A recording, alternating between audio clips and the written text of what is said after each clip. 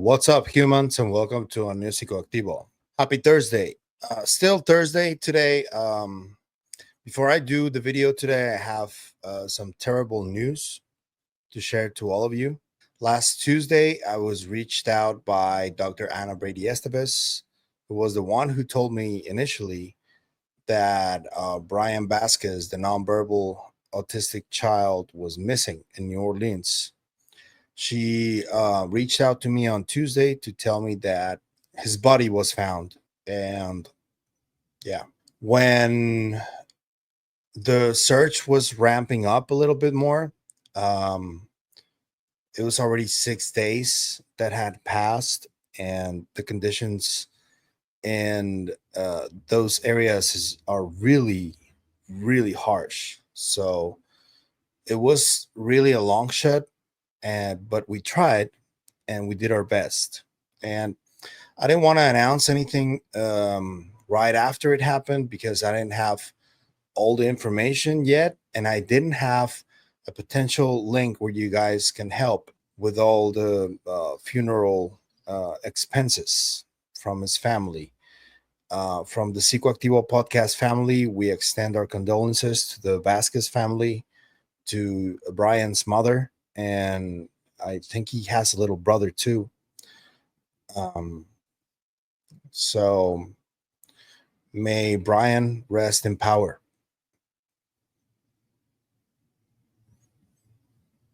Yeah.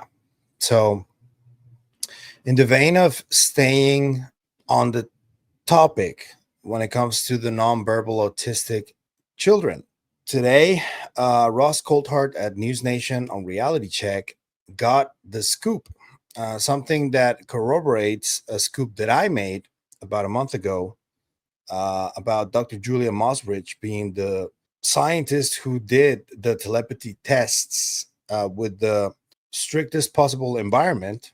And I did share with you guys a video of Ky Dickens right after the test happened. She was shaken up. She was a little cryptic, but they did talk to Ross a little bit more about it. And I want to show you guys. But before we do that, I just want to share this one from Bryan on the Telepathy Tapes official Twitter account or X account. They say the loss of Bryan Vasquez has left his family and community heartbroken. Please join us in supporting them as they grieve this unimaginable loss. Funds will go toward the funeral costs and family needs. Donate here. They put up a GoFundMe. I'm going to leave it in the description. If you guys want to help out Bryan's family, they will be always grateful for that.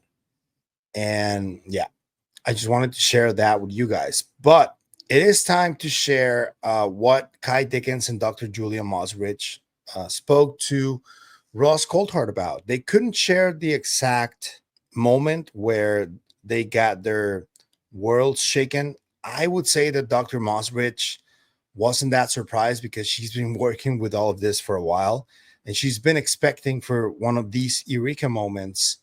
And I think that she finally got it in the research that she has been doing. So I'm going to play and stop a little bit. If you guys want to see the entire interview, I highly, highly recommend it. I would dare say that this is one of the best interviews Ross Coulthart has ever done in his entire career. I don't think I'm exaggerating. I know that Ross gets a lot of criticism, but I do think that this is one of the best interviews he's ever done because this is historic. What these women are claiming is historic. We still need to get the full documentary, the full evidence and repeatability and all that. But you guys got to listen to this. I appreciate you can't reveal, and neither should you. I'm excited to see your film when it does come out next year. But can you give me kind of a visual description, Ky or Julia, of how you've set out this experiment? What can the audience expect to see when the film comes out? Sure. Ky, should I take that one? Yeah, totally. Yeah.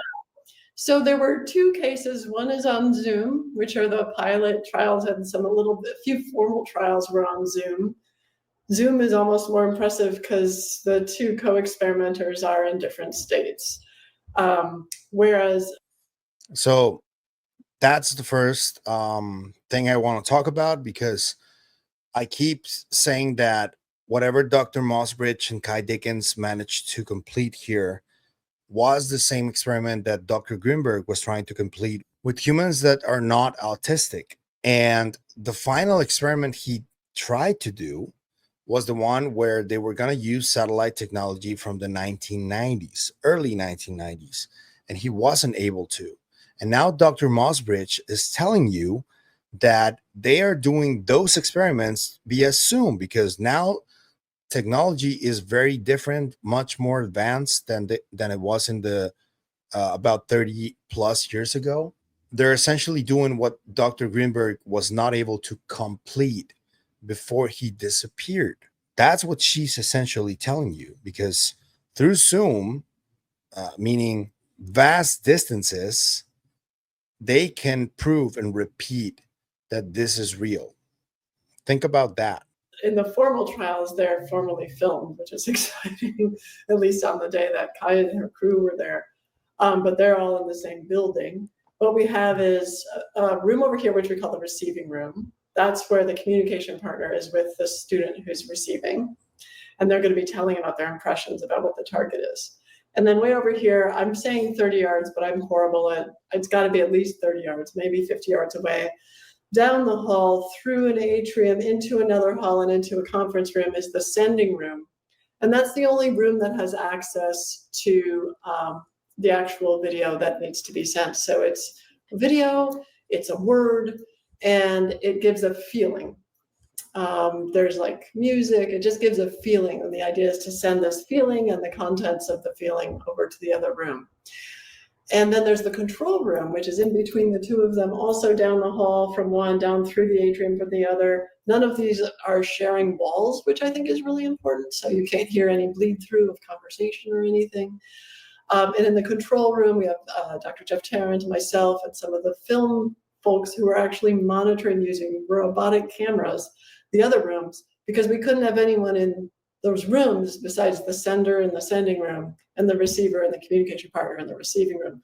So it was a lot of work for Ky and her team to ask that. And I also asked them, make sure that the robotic cameras don't, like give hints, like start to zoom in when they start getting it right. And they're like, okay, but we don't know what's right. So it was pretty robust, I would think. And so, Ky, without giving away the detail, are you in a position to say definitively that you think that you can prove that nonverbal autistic children, people, have a capacity to do what we call telepathy? Yeah. Yes. Wow. Without a doubt. I mean, So that's a major statement, if true. We still need to see everything that they've done, the results, the tests. There will still be scrutiny. Don't get me wrong. There's never not going to be scrutiny. But Dr. Julia Mossbridge and Ky Dickens, beyond the shadow of a doubt, are completely certain that they did prove that what we call telepathy, that may be something else, maybe it shouldn't be called telepathy, is real and repeatable. Equivocally, yes. In fact, like when you were asking it, I could feel like my eyes tearing up, because it's been such a journey of just like the vindication for these families, really.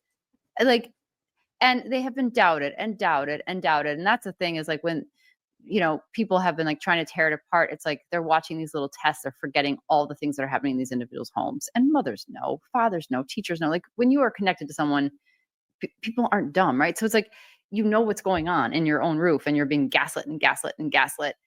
And yeah, I mean, last week was amazing. And I think like even on my own film team, like the producer was there, but some of our assistants and the editors and all that weren't there. All those people weren't there. And like, we've been trying to download them on what happened. And it's just so unbelievably clear what the individual are capable of, to the point where I left there thinking the tests that we are doing are almost so below them. They're capable of so much more. And we need to be now pivoting to try to meet and amplify their individuality, meet them where they're at, integrate them into society instead of testing them ad nauseum.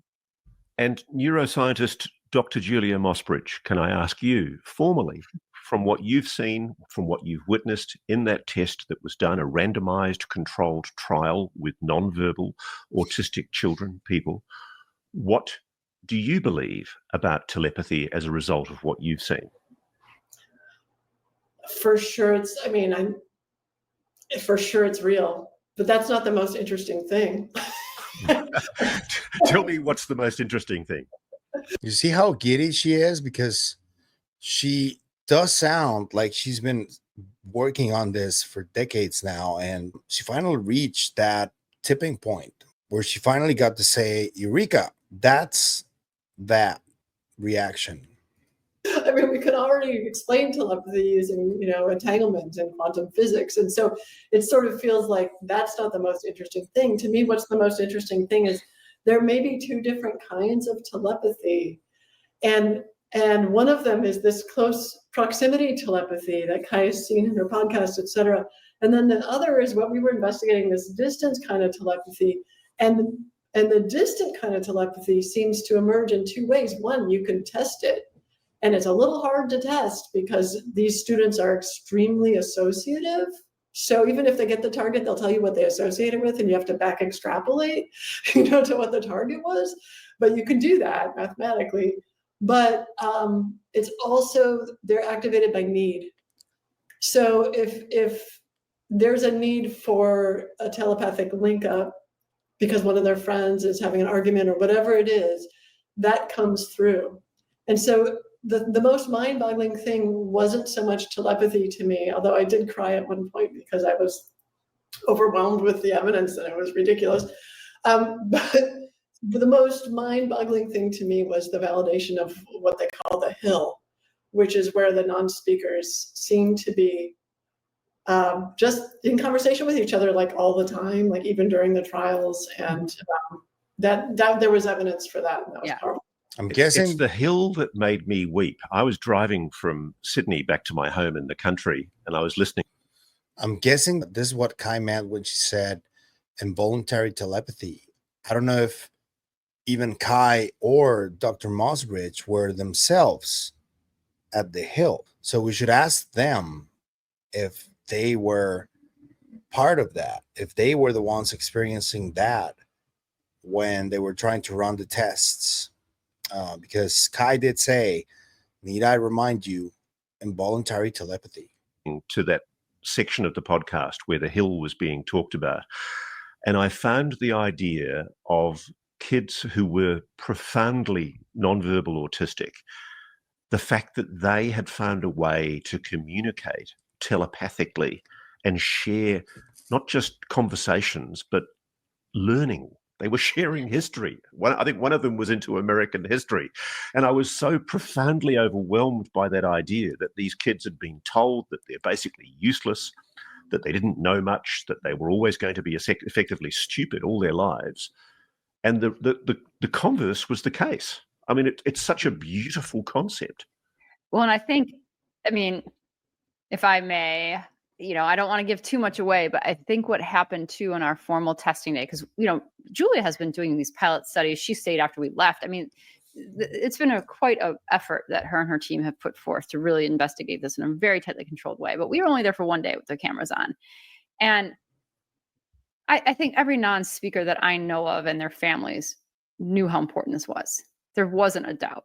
There just wasn't one, and I think they were talking on the hill from what I was told, over and over by different non-speakers. And it seemed to me that at some point in the day, they made the decision, based on the need that Julia is talking about, to not just validate telepathy, but to validate the hill, or at least that they can be in concert with one another at any given time. So can I just explain to our audience very quickly, because a lot of people might be wondering, what are we talking about with the hill? Yes, thanks. Yeah. So the hill is a location somewhere in space and time that these kids are able to meet at. And it's not just one location. There are probably multiple hills all over the world. But essentially, it's a place where these kids with these abilities can essentially telepathically communicate with each other at some kind of location. Is it a physical location, or is it No. I mean, just explain it to me, Yeah. please. No, you're doing it right. The reason I giggled is because it sounds so wild. I was thinking about if someone's just listening to this, not having the background of the telepathy tapes, like you have to get through episode like 4 until like you get like, okay, yes, this is possible. It sounds wild, but yeah, it's like a telepathic chat room. And it's, I would guess it's like a frequency or vibration, where I'm not exactly sure how it works, but the first time I heard about it was in Atlanta from a few different families, and they were all saying it sounds wild, but this happens, and this guy puts pillows over his head, and seems to be doing this for hours, and might laugh and might cry. And then I met another family, and at first I thought this might just be Atlanta. I didn't doubt it, I just didn't understand it quite yet. But then I met like a minister from a mega church in Arizona who had no idea about the Hill, and I'm on Zoom with him because he just figured out that non-speakers in his congregation were telepathic. We connected, and he's like, and then they were talking about something so weird they called the Hill, and I was like, no way. And then I met a teacher in Chicago, and she said, my students talking about a Hill. I met another teacher, and all these people didn't know each other because I was doing having these conversations before the podcast was ever released. So one after the other, all over the country, I'm hearing about the Hill. Then I talked to a father in Israel who says, oh yeah, we have a Hill too, but like I know my son goes to one only with the Jewish autistic kids. And I was like, what is happening? So what the hell is happening? Indeed. Just to extrapolate on this, I've done my own inquiries here in Tijuana and some parts of Mexico, and there is a Hill here in Mexico, at least in the north. There is one, because there are many families with nonverbal autistic children who can do this as well. This is something that I'm asking people about firsthand here, and they're telling me that is real here in Tijuana. So I don't know. And I know that skeptics and debunkers are all over this. They're saying the most outlandish shit that you can think of, because they refuse to take a look, really. They just judge. And that's all they do. They refuse to be open-minded about it. This has nothing to do with religion. This has nothing to do with dogma in any way. It has to do with human evolution. It has to do with biology that we didn't understand before, and we're just starting to see some of the new things that we can learn about it, about the biology of our brains. And even in that podcast, the Telepathy Tapes, Dr. Rupert Sheldrake talks about the telepathy that exists between humans and animals. And if you don't have a dog or a cat, I would recommend you getting one and learning how this instinctual type of communication really functions, because it's very real. It's there.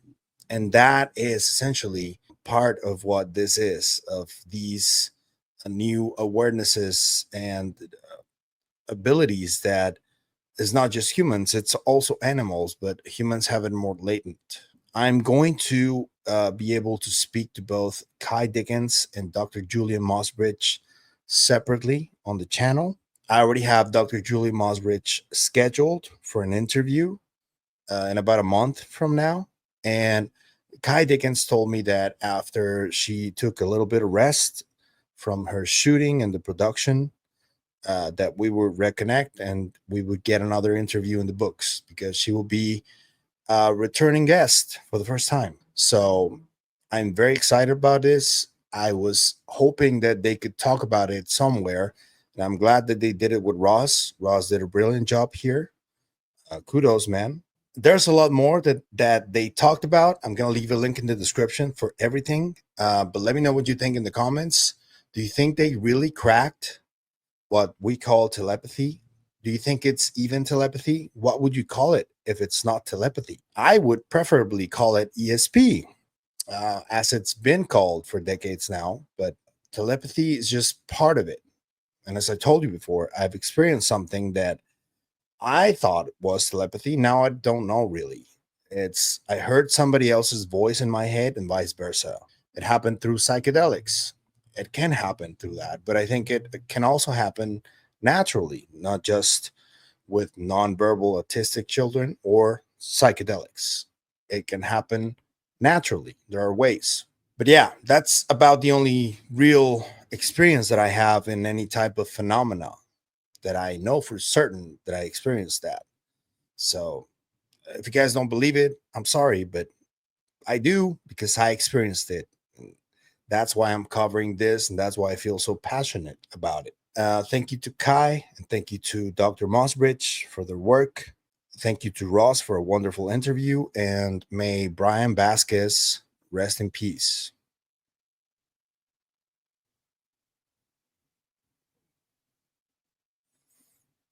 That's it for me today on this video, but I'll see you guys in the next one.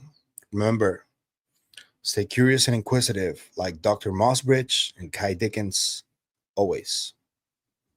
Bye.